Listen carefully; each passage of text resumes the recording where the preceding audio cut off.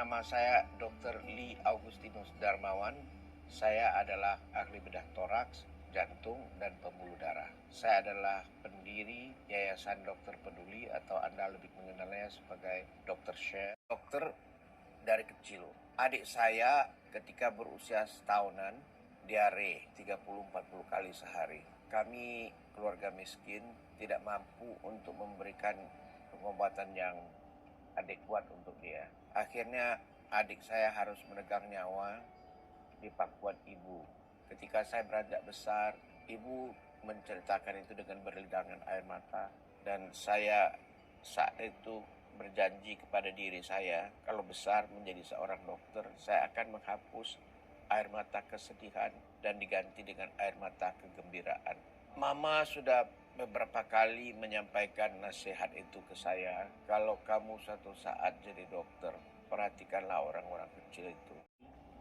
Dengan usus terjepit, perjalanan dari Samlaki ke Pulau K itu membutuhkan waktu 3 malam 2 hari. Secara teoritis medis itu sudah sangat terlambat. Anak datang dalam keadaan jelek, lalu operasi dilakukan, anak sembuh. Bukan kepanan dokternya, tapi ada kuasa ilahi yang melindungi anak ini.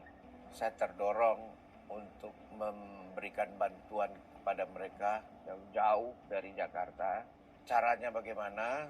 Caranya adalah membawa seluruh peralatan yang dibutuhkan ke sana, singkatnya sebuah rumah sakit. Untuk membawa rumah sakit dari Jakarta ke tempat-tempat yang jauh itu, kita butuhkan alat angkut, mengingat negara kita adalah sebuah negara kepulauan. Yang paling masuk akal adalah membuat sebuah rumah sakit di atas sebuah kapal. Beli di tahun 2010, saya beli dengan menjual sebuah rumah saya.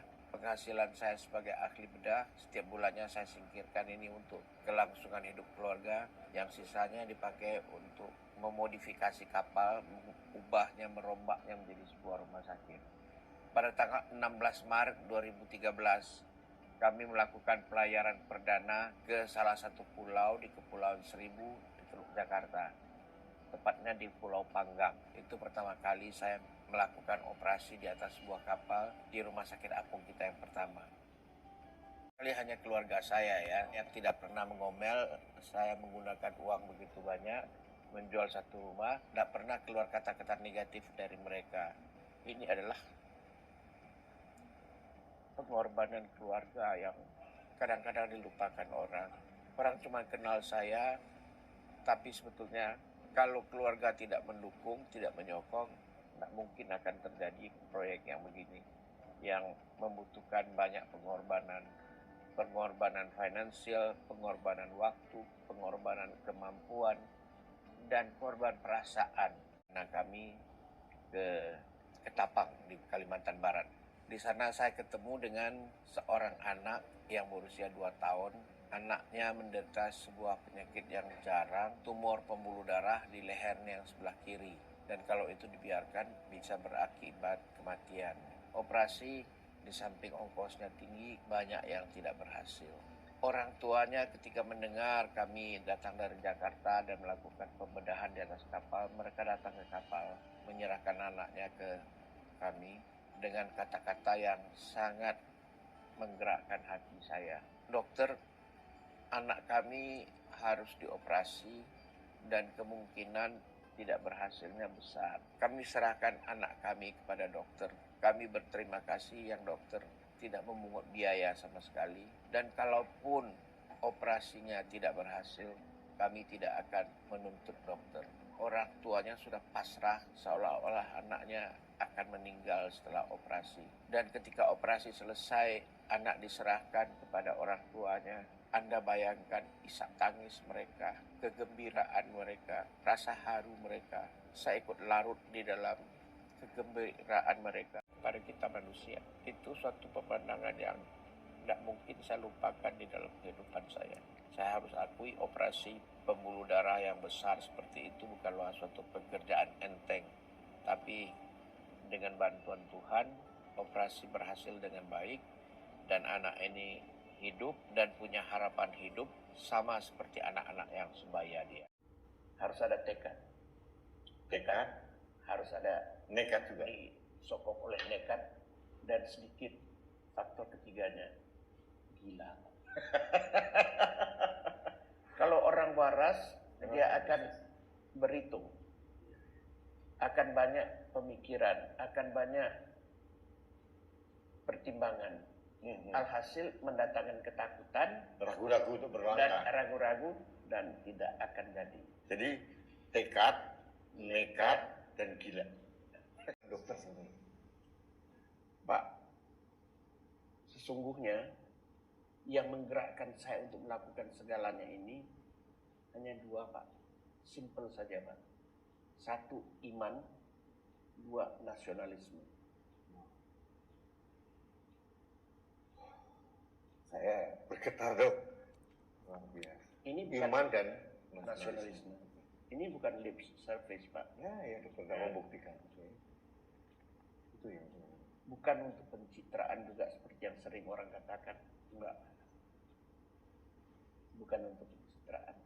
Saya ingin melayani Tuhan saya melalui melayani sesama saudara kita, dan saya harapkan sesuai dengan peribahasa kita, rakyat sehat, negara kuat. Saya ingin melihat dan ikut berpartisipasi di dalamnya. Saya ingin melihat NKRI yang duduk sama rendah, berdiri sama tinggi dengan negara-negara lainnya. Kita adalah bangsa yang besar, Pak. Di daerah yang sudah banyak atau bagus pelayanan medisnya, itu sama seperti menggarami air laut, Pak. Tapi kan effortnya kan jadi luar biasa, Dok. Effort untuk menuju menjangkau dari 3T di Indonesia ini. Yang menunggu pelayanan dari kami akan sangat berterima kasih. Bapak bayangkan, Bapak Adel nonton di salah satu tayangan dari Kick Andy, anak yang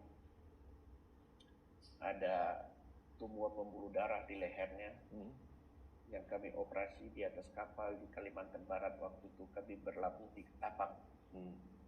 Orang tuanya datang dari kampung. Cerita orang tuanya 11 jam mereka naik sepeda motor dari kampung untuk mencapai kapal. Orang tuanya sudah putus asa ketika anaknya umur 3 bulan ada setitik sebesar kacang hijau katanya di lehernya. Dan kacang hijau ini tumbuh cepat sekali besarnya, sampai ketika anak ini berumur sekitar 2-3 tahunan, ketika mereka datang ke kapal, sebesar telur ayam. Orang tuanya sudah pasrah karena ayahnya kerjanya serabutan di pembangunan. Lalu mana ongkos pengobatan anaknya besar, dan dokter mengatakan tidak ada cara lain kecuali dioperasi, dan mereka tidak punya uang untuk operasi. Akhirnya ketika mereka mendengar ada rumah sakit apung datang dan melakukan pembedahan gratis, mereka memberanikan diri datang. Dan Pak Rudi bisa membayangkan ketika mereka menyerahkan anaknya, berpisah dari anaknya, betapa hancur hati orang tua. Dan ketika operasi selesai dan diberitahukan kepada orang tuanya, anak bapak ibu sudah selesai dioperasi, sehat, sembuh, dan punya harapan hidup sama seperti anak-anak sebayanya yang lain. Bisa Pak Rudi bayangkan air mata apa yang mengalir di pipi. Pemikiran yang sangat logis kan? Masuk akal. Ya masuk akal, sangat masuk akal. Tapi Pak Rudi bayangkan sekarang kapal kita yang ketiga yang lagi melayani di Riau Kepulauan, tepatnya di Kabupaten Lingga. Kami melayani banyak saudara-saudara kita suku laut. Suku laut ini adalah orang-orang yang hidup di atas perahu, berpindah satu tempat ke tempat lainnya. Alamannya di mana? Wow. Samudra Indonesia. Nomor berapa? Kalau Samudra Indonesia tanpa nomor, mungkinkah mereka Punya KTP. dapat KTP? Tanpa KTP punyakah kartu BPJS? Atau ketika kami melayani di Jambi, kami masuk ke hutan-hutan di Jambi, kami ketemu dengan tumenggungnya. Apakah saudara-saudara kita, orang suku anak dalam ini, punya KTP? Tidak. Tidak ada KTP, tidak ada BPJS. Atau orang Korowai di perbatasan antara Papua kita dengan Papua Nugini, yang rumahnya di atas pohon, punya KTP juga ada mereka. Ya, jadi daripada membuat susah mereka minta KTP, minta kartu keluarga, karena semuanya free. Dok, selama 2013 sampai sekarang sekitar 8 tahun ya. Ya. Sudah berapa, kalau kita lihat data pasien yang sudah ditolong seluruh 3T? Ya, ratusan ribu. Wow. Lebih dari 100.000.